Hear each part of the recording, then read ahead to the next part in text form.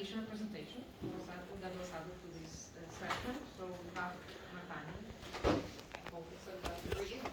and his presentation is dimensional analysis to scale inputs and overpressure caused by shock and subsonic waves. It seems to be kind of stuck on this.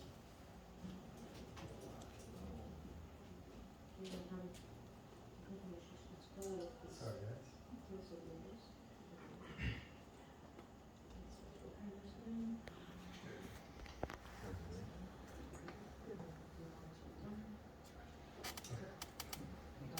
Yes, that's perfect. All right, well, good afternoon, everyone. I'd like to start by asking just a couple questions just to get to know you guys real quick. How many of us like being time effective in your work? Just go ahead and raise your hand if you like that. Okay, most of us, yeah, we like to save time. How many of you enjoy highly dangerous situations in your work? Okay, we have some people that like some danger, okay? How many of you appreciate accurate data? Raise your hand. Okay, good scientists, awesome. And then finally, how many of you enjoy wasting dollars on your research? Not many. Okay, so it seems that we all enjoy saving time and money, so it seems most of our government friends have left already. Thank you so much for being here. My name is Nathaniel Breed. I'm an undergraduate student from Liberty University. Today I'll be talking with you, like Dr. Mary Hernandez said, about dimensional analysis to scale impulse and overpressure caused by shock and subsonic waves. I've done this research with the Fluid Research Group, which is headed by Dr. Wayne Strasser at Liberty University. Now I'd like to start our talk by laying some groundwork with basic blast physics. So first, a very important question is, what is a detonation? Right, we all know this term, but really the physics is very important to our talk today. So a detonation is a chemical reaction that propagates supersonically through the material that we're working with, right? So, and that leads to a shock wave, which we're all fairly familiar with. And these are characterized by extremely high pressures, temperatures, and velocities. In general, these cause significant damage, and we really want to try to stay away from these things, except for some of you who apparently enjoy danger. So here I show a picture, and this is an explosion, right, a detonation. And when most of you see this, you probably think, when most of us think of explosions, we think of the fireball.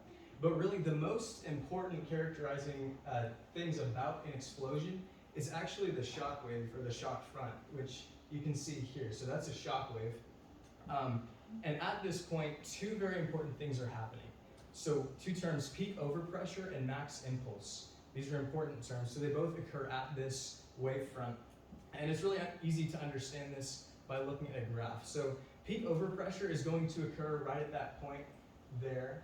And that is basically the maximum pressure that a given surface will be exposed to due to this shock wave. Just to give you context of how powerful an explosion is, if I were to take an F-150 truck, which is about 2,500 kilograms or 5,500 pounds, and apply all of the pressure from that to this surface area, you would then have the same amount of pressure that you would experience from 1 kilogram of TNT, which is pretty wild to think about. Most of the shots that are done today on a high explosive level are around 200 kilograms. They can be really big. And the peak, or the max impulse, is just going to be the time integration of that curve there. So keep that in mind as we go throughout our talk today. Now, what is the problem? What is motivating this research? High explosive research, or HE research, it's dangerous, right? We're dealing with C4, TNT, these types of things, which is very dangerous to handle. It's time consuming, right? This research, because it's so regulated, takes a lot of time. It can often be inaccurate due to confounding variables. It's also very expensive. During my time at Los Alamos, which I'll tell you a little bit more about, we would often do shots that were hundreds of thousands of dollars, even into the millions of dollars.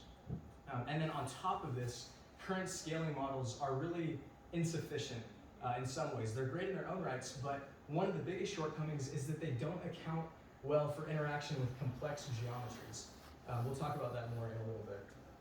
And then they also still require verification with other HE experiments. So if you want to confirm your data, you have to then still go and do another high explosive shot, which is again still dangerous, time consuming, inaccurate, often, and expensive. So what is a proposed solution, right? That's obviously a problem. So really what I'm thinking is developing a novel method to scale between acoustic data and blast wave impact. Now you may ask, how will this solve the problem? And the answer is really, It could allow researchers to simulate large-scale, high-explosive tests in a lab setting. So no longer do we have to go out into the desert in Nevada where I worked to do these shots. We could instead go into a lab and take acoustic data and then scale that up to verify results. And this would subtract the danger, the massive time commitment, the high price, and hopefully some of those inaccuracies due to the confounding variables. It would allow a more controlled environment to get more refined data, right? You don't have to worry about, again, like I say here, minimizing the confounding variables because you have a controlled setting.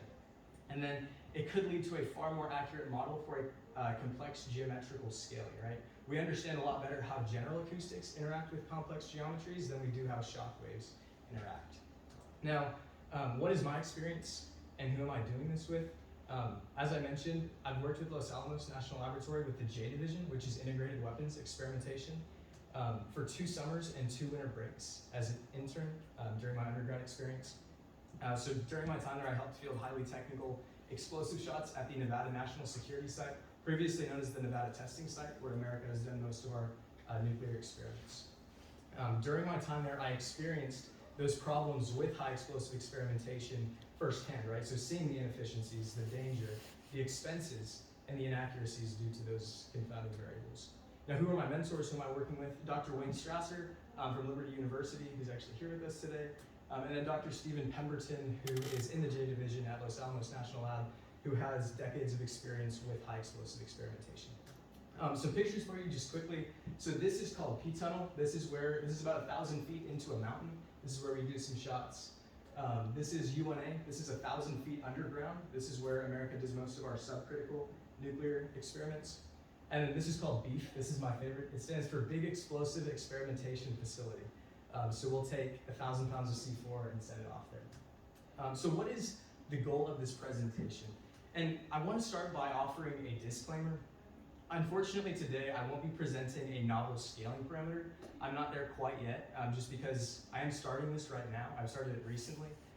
So today, success rather will look like introducing conventional scaling models for blast impact.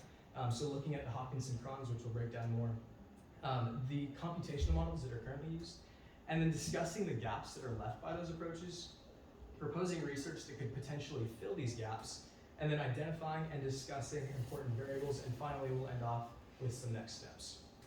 All right, so what is the state of the art for blast scaling?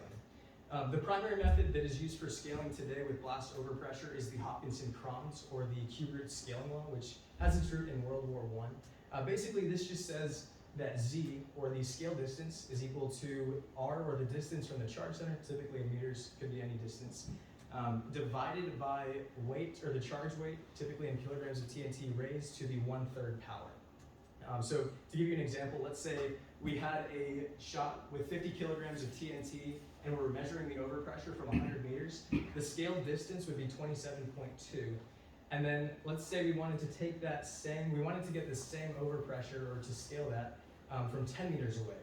And we wanted to figure out how much mass do we need to find. So we want to find W in this formula.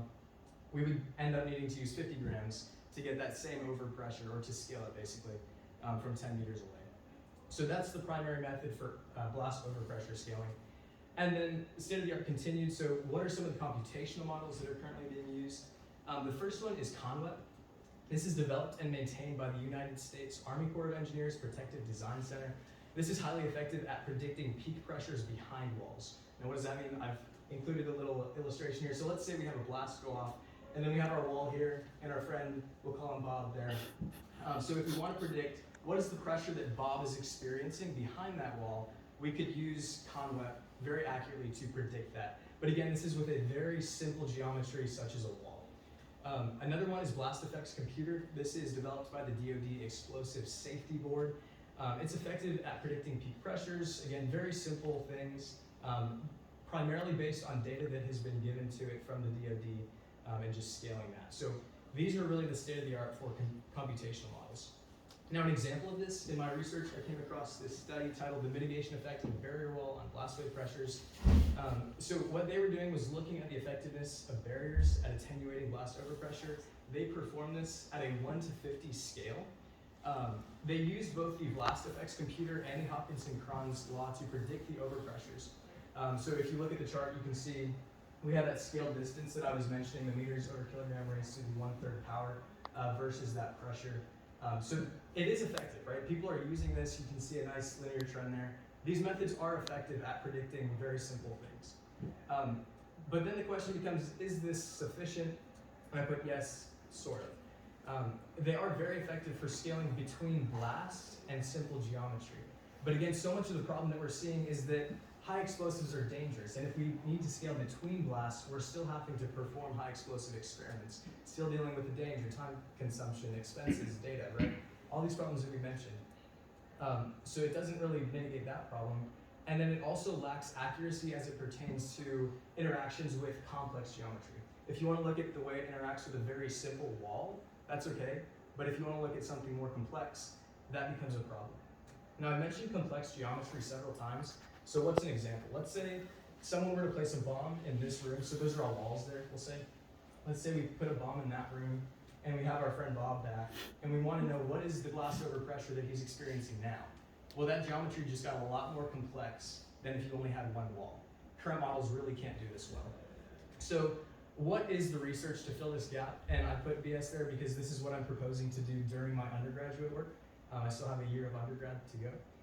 So really it would be seeking the relationship between the impulse and peak overpressures of subsonic and supersonic pulses. Now I chose those two because they're really, again, two of the most important characteristics of explosives, but the research would go much further than this in the future. But that would be a good place to start.